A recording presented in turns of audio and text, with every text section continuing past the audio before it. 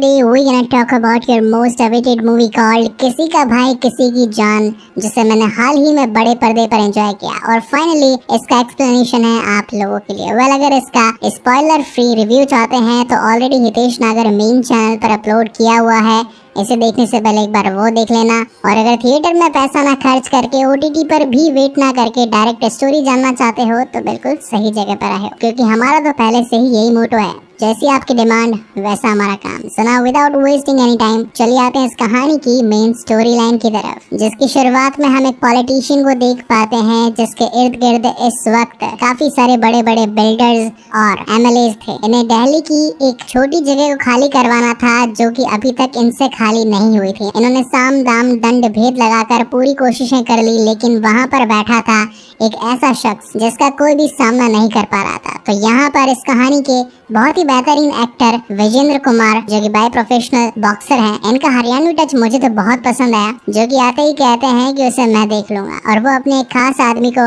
उनके मोहल्ले में भिजवा देते हैं। जहाँ हम भाईजान के 3 भाइयों को देख पाते हैं जिनका नाम होता है इश्क, मोह और लव। पहले मुझे लग रहा था मोह का मतलब मोहब्बत होगा, लेकिन वो किसी आदमी का नाम अच्छा लगता नहीं है, तो यहाँ पर इनका नाम मोह रख दिया है। पहले तो ये गुंडा सभी को नॉर्मल वे में धमका रहा था और कह रहा था कि अगर जल्द से जल्द खाली नहीं किया ये प्लेस तो यहाँ पर तबाही मचेगी। लेकिन ये तीनों भाई और इसी के साथ साथ कहानी के कुछ और भी कैरेक्टर्स उस पर हंसने लगते हैं, कहते हैं कि अगर एक बार भाईजान यहाँ पर आ गए तो तेरी बॉडी से जान निकाल देंगे। अब गुंडा है तो मार खाने का शौक तो था ही उसे, तो बोल देता है कि बुलाओ भाईजान को, और तभी भाईजान आते हैं, जैकेट आसमान में फेंक के उसी में लैंड कर कर एकदम धरती पे सुपर हीरो की लैंडिंग। भाई तो भाई है। खैर, यहाँ पर मूवी के कुछ क्रिंज डायलॉग से उनको स्किप करते हैं, directly coming to the main point. भाईजान गुंडे को समझाते इधर दिखना नहीं, दिखेगा तो कुटाई हो जाएगी। दूर खड़ा विजेंद्र कुमार ये सब कुछ देख रहा था, उसे लग रहा था कि अभी अगर पंगा लिया तो मेरी भी कुटाई सुटाई हो जाएगी, तो इसलिए वो यहाँ से जाने का सोच लेता है। अब भाई जीत गए तो गाना तो आएगा। मूवी में टोटल 8 सॉन्ग्स हैं। टोटल मूवी का रन टाइम था 2 घंटे 24 मिनट। 24 मिनट के गाने निकाल दो, 2 घंटे की पिक्चर है, तो उसको अपन कोशिश करेंगे कि 15 से 20 मिनट में फटाफट से निपटा दें। अब इस सॉन्ग में हमें यहाँ पता चलता है कि ये जो तीनों भाई हैं,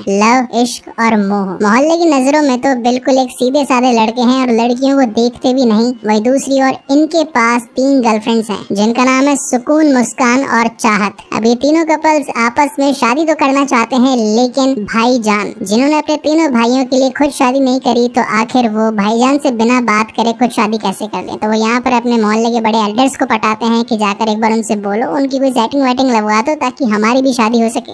और इन एल्डर का जिन्होंने रोल प्ले किया है वो है सतीश कौशिक, जो कि हाल ही में भी 9 मार्च को एक्सपायर कर गए हैं। ये उनकी लास्ट मूवी थी और हमेशा से ही इन्होंने अच्छा परफॉर्मेंस दिया था और इस मूवी में भी 4 चांद लगाई थी। सबसे पहले तो सतीश जी उन 3 लड़कियों को बुलाते हैं और पूछते हैं कि क्या तुम सचमुच इन तीनों लफंगों से प्यार करती हो। अब जब ये लड़कियां कंफर्म कर देती है कि हाँ भाई करते हैं, तो फाइनली ये जाकर बातचीत करने पहुंचते हैं सल्लू जी के पास, मतलब भाईजान के पास। अब भाई तो भाई है, उनके सामने किसी की चलती नहीं है, और वो सारे के सारे सच उगल देते हैं कि उनका यहाँ आने का रीजन क्या था। सतीश जी को बताना पड़ता है कि तुम्हारे तीनों भाई हैं, उन्होंने खुद शादी करने के लिए तुम्हारी सेटिंग करवाने की कोशिश करी, और मैंने उन्हें बता दिया कि तुम्हारी एक एक्स थी भाग्या, जो कि इस वक्त मुंबई में मौजूद है। अब जहाँ एक तरफ ये तीनों भाग्या मैडम से मिलने के लिए गए थे ये पूछने के लिए कि क्या अभी तक आपकी शादी तो नहीं हुई, लेकिन यहाँ पर पता चलता है कि उनकी शादी भी हो गई और आज उनके बेटे की सगाई है। वाह। अब क्योंकि भाई को भी खबर मिल चुकी थी तो वो भी यहाँ पर पहुँच जाते हैं, और इन दोनों ने एक पुरानी मूवी भी करी थी तो उसका सॉन्ग भी दिखाया जाता है। हालांकि प्ले नहीं कर सकता वरना कॉपीराइट इश्यूज आ जाएंगे,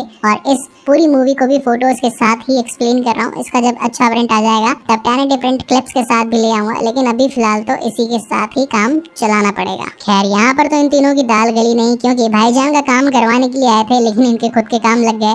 तो इसके बाद वापस से बारी आती है अपने दिल्ली में, जहाँ पर भाईजान के तीनों भाई भगवान से दुआ मांगने लगते हैं कि कोई तो लड़की भेज दो ताकि भाई का काम हो सके, फिर हमारी शादी भी हो जाए। उसी वक्त कहानी की लीड एक्टर्स पूजा हेगड़े और भाग्य लक्ष्मी की एंट्री होती है, यानी कि शॉर्ट में उसे भी भाग्य भाग्य बोलते हैं। ये इस वक्त शहर में नहीं थी और जो पता इनको मिला था वो एक ब्रॉथल हाउस का था, तो इसीलिए उसने वहाँ पर न जाकर इन तीनों से मदद मांगी। और ये सब तो वैसे भी सोशल वर्कर थे, पता नहीं कमाई क्या करते थे, लेकिन बहुत पैसा था इनके पास, प्रॉपर्टी भी थी।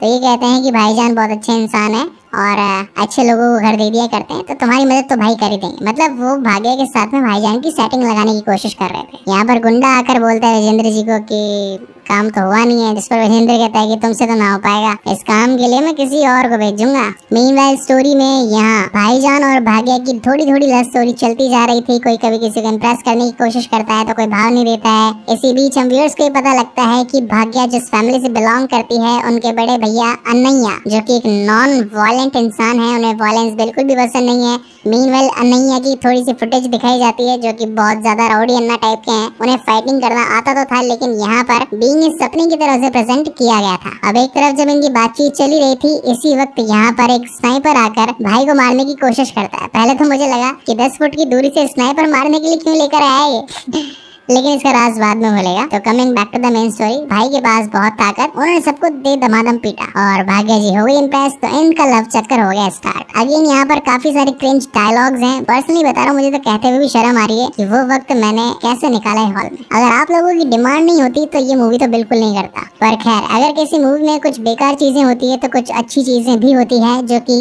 इस मूवी के एंड में मिलेगी। तो धीरे धीरे आते हैं एंड पर। अब इस पूरी लव स्टोरी में यहाँ पर 3 गाने निकल जाते हैं, उन्हें एक्सप्लेन करने की कोई जरूरत नहीं है। कुल मिला के यहाँ पर भाग्या और भाईजान की स्टोरी सेट हो चुकी थी और वो अब भाईजान को अपने भाई अनैया से मिलवाना चाहती थी। तो ये सभी पहुंच जाते हैं हैदराबाद। लेकिन अगेन ट्रेन में एक और फाइट सीक्वेंस आता है। यहाँ पर भाईजान के ऊपर गुंडे मारपीट करने के लिए आते हैं। और मैंने अपने रिव्यू में भी ये बात कही थी कि अगर ट्रेन सीक्वेंस जो मतलब यहाँ की जो फाइट हुई थी, अगर पठान के साथ कंपेयर करें तो उसको दूंगा 100 और इस फाइट को दूंगा 10। क्यों दूंगा वो तो आपको मूवी में पता चल ही जाएगा। तो फाइट के बाद कंक्लूजन ये निकलता है कि भाग्य को अब पता चलता है कि ही इज ए वायलेंट गाय। उनके भैया को तो बिल्कुल भी पसंद नहीं है और यहाँ उसने जिससे प्यार किया वो तो धम धड़ाधम फाइट पर फाइट करता जाता है। तो अब जाकर वो भैया को बोले तो क्या बोले। तभी यहाँ पर भाईजान कहते हैं कि सुनो, अगर तुम और तुम्हारे भाई इस ट्रेन में होते और तुम्हारे ऊपर जानलेवा हमला होता तो तुम क्या करते? चुपचाप मार खाते या फिर हिम्मत से उनका सामना करते? तो मैंने भी वही किया जो तुम्हारे भैया करते। फाइनली भाग्य को ये बात समझ में आती है और यहाँ को ले जाती है अपने घर में इन चारों को। अब साउथ साइड मूवी में ऐड हो चुका है, पैन इंडिया मूवी बन चुकी है, तो वहाँ के कलर्स, वहाँ का ट्रेडिशन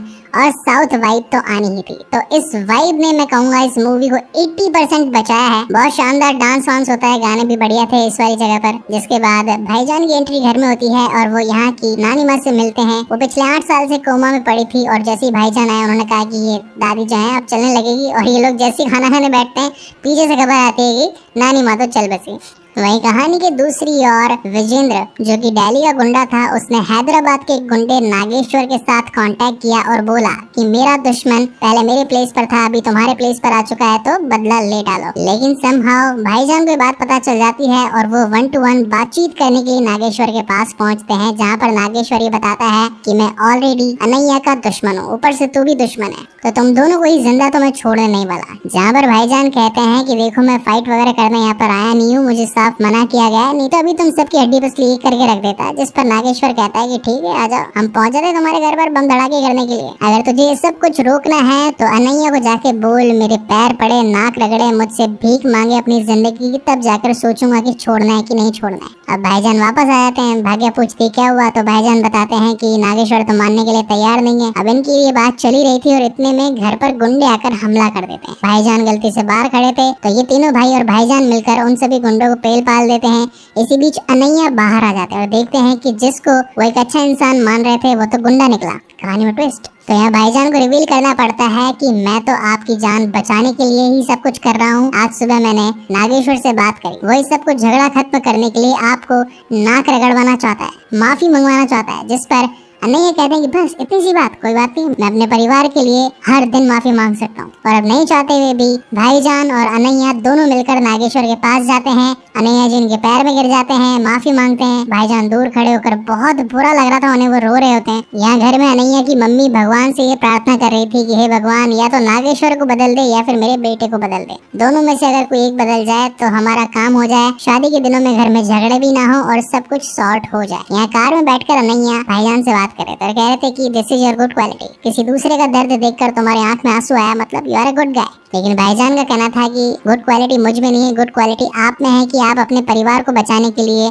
खुद झुकने को तैयार हो गए। मीनवाइल नागेश्वर को देख पाते हैं जो कि फिलहाल के लिए तो उनको भेज देता है घर पे, लेकिन उसके मन में अभी भी गुस्सा था। और गुस्से का रीजन ये था कि नागेश्वर के फादर की एक कॉफी फैक्ट्री थी। धीरे धीरे कॉफी की ट्रकों में वो ड्रग्स बेचने लगा था और एक दिन अनैया ने उसका ड्रग्स पकड़ लिया था। तो पुलिस आई और वो तो उसके फादर को ले गई, लेकिन शहर के नामी गिरामी थे नागेश्वर के फादर और इस सदमे को झेल नहीं सके तो मर गए। तब अपने पिता की मौत का बदला तो नागेश्वर को अनैया से लेना ही था। देख रहे हो, मतलब डबल फेस इंसान है। और किसी का भाई किसी की जान, द म्यूजिकल मूवी, मतलब कहानी 8 गाने, तो अभी 8 पूरे नहीं हुए थे, कुछ और बाकी थे। तो यहाँ आगे एक और बढ़िया गाना आता है, लुंगी पुंगी कुछ तो था, याद नहीं है, लेकिन गाने का मस्त पॉइंट ये था कि यहाँ पर राम की एंट्री होती है, वही RR वाले रामचरण, नाटू नाटू सॉन्ग वाले, और सच में मस्त डांस था लुंगी पुंगी, मतलब देख के मजा आ गया। Okay, so coming back to the main story, लुंगी पुंगी के बाद में पुंगी बजाने के लिए पहुंच जाते हैं नागेश्वर की पूरी फैमिली अनैया की फैमिली को डिस्ट्रॉय करने के लिए, और घर पर अंधाधुंध फायरिंग करते हैं। हर किसी को गोली लग जाती है, हर कोई मर जाता है। लेकिन थोड़ी देर बाद पता चलता है कि ये तो भाईजान का सपना था। उसे लग रहा था फायरिंग हुई है, लेकिन उसमें कोई मरा नहीं था, ये सिर्फ नॉर्मल फायरिंग हुई थी हैदराबाद वाले घर पर, और इस वक्त पूरी फैमिली थी दिल्ली में। तो नागेश्वर यहाँ पर अपने भाई मतलब विजेंद्र सिंह को कॉल करता है, बोलता है कि वो फैमिली आ चुकी है अगेन दिल्ली में, तेरे अंडर में है, गुंडे भिजवा और मरवा, तेरा भी दुश्मन खत्म होना चाहिए, मेरा भी खत्म होना चाहिए। मीनवाइल कहानी में इमोशनल टच देने के लिए ये स्टोरी दिखाई गई है कि भाईजान के तीनों भाई अडॉप्टेड थे, यानी कि ऑर्फनेज चलाए गए थे, मगर ये बात ऑलरेडी इन तीनों भाइयों को मालूम थी, क्योंकि सतीश कौशिक जी मतलब जो एल्डर है, उन्होंने पहले ही इन बच्चों को बता दिया था कि भाईजान बचपन में तुमको ऑर्फनेज से लेकर आए थे, एक दिन आग लगी थी, उस आग में भाईजान ने अपनी जान की परवाह न करते हुए तुम्हें बचाया, तुम्हें अच्छा पढ़ाया लिखाया, और उसी के साथ रात को अंधेरे में खुद भी पढ़ा करते थे ताकि कोई तुम्हारे ऊपर उंगली न उठा ले कि तुम तो अनपढ़ के भाई हो। पर खैर भाइयों को ये सारी बातें मालूम थी, तो एक अच्छा सा रियूनियन होता है, हर किसी आंख में आंसू थे। हालांकि ये वाले सीन अगर आज से थोड़े 20 साल पहले दिखाए जाते मूवीज में, तो ये मूवी बहुत ज्यादा सुपर हिट हो जाती, क्योंकि भाई बहन रिश्ते नाते, अनाथ बाप और बेसहारा बच्चे, ये मूवी उस टाइम पर बहुत ज्यादा रन करती। लेकिन आजकल के टाइम में स्टोरीज को ऐसा दिखाना मुझे नहीं लगता कि प्रॉफिटेबल थिंग है। खैर आजकल मूवीज दो तरीके से ही चलती है, या तो भगवान भरोसे या फिर सलमान भरोसे। तो भाईजान सबकी जान सलमान खान इस मूवी में है, तो ये तो चलेगी। नो हेट टू भाईजान। भाग्य जी को भाईजान के बाल और दाढ़ी वाड़ी पसंद नहीं थी, तो इस बार वो मस्त शेव वेव करवा के अगेन आ जाते हैं, और यहाँ पर अगेन सॉन्ग आता है। सॉन्ग कौन सा था मुझे भी याद नहीं है, सब धमाधम डांस करते हैं। अब दिल्ली में थे तो यहाँ पर विजेंद्र सिंह अपने गुंडे भिजवा कर यहाँ पर धुलाई कुटाई करवा देता है। बहुत ही प्यारा फाइट सीक्वेंस आता है, मतलब कारें उड़ रही हैं, मुक्के मार रहे हैं, लोग गिर रहे हैं, खून निकल रहा है। खैर भाई की मूवी तो ऐसा होता है। एट द एंड नागेश्वर तलवार रख देता है अनैया के ऊपर, और यहाँ हम माता जी को अगेन भगवान से प्रार्थना करते हुए देख पाते हैं कि या तो नागेश्वर को बदल दे, अच्छा इंसान बना दे, या फिर मेरे बेटे को बदल दे। अब जो याद है मैंने स्टार्टिंग में कहा था कि एक फ्लैशबैक था अनैया का, वो सबको मार रहे थे, पीट रहे थे, तो बेसिकली वो राउडी अन्ना थे, और वो भी बहुत बड़े गुंडे टाइप से थे। लेकिन जब भाग्य छोटी थी और उसकी जान पर कहीं खतरा ना आ जाए, इसलिए उन्होंने ये सारे काम धंधे छोड़ दिए थे, और आज वापस से उसी की जान पर बात आ चुकी थी, तो वो भी हथियार उठाकर सभी को धोने पीटने लगते हैं। अगेन कहानी के जो सीजे थे थोड़े बहुत तो बढ़िया थे, और भाई के एब्स कैसे भूल सकता हूँ मैं, 6 पैक एब्स मैं भी लगाऊंगा, ऐसा मजाक करो। ओके, तो फाइट कुछ 15-20 मिनट लंबी थी, तो मैं डायरेक्टली कंक्लूजन पर आता हूँ। इसके अंदर विजेंद्र के थ्रू चाकू लग जाता है नागेश्वर को, वो बेचारा मारा जाता है, और अब बारी आती है विजेंद्र की, जो कि खुद भी एक बॉक्सर है। सल्लू भाई अपने उसको बहुत मारते हैं, वो भी उनको बहुत मारते हैं, इधर उधर की बिल्डिंग ही गिर जाती है, और एट द एंड उसको मारने कूटने के लिए भाई हाथ पैर नहीं चलाते, वो अपने भेटी मार मार के उसको खत्म कर देते हैं। मतलब पूरा जान से नहीं मारते, अधमरा कर देते हैं, और कहते हैं कि इस मोहल्ले में देखना मत, और सब कुछ सॉर्टेड, सबकी शादी और पिक्चर है एंड। कहानी से हमें क्या सीख मिलती है कि पिक्चर सिर्फ 2 चीजों से चलती है, या तो भगवान भरोसे या सलमान भरोसे। तो गाइज आपकी डिमांड को मैंने पूरा करा, अब मेरी डिमांड को आप लोग पूरा करो। इस वीडियो के डिस्क्रिप्शन में मेरे बाकी चैनल्स के लिंक दे रखे हैं, जाओ सब्सक्राइब करो।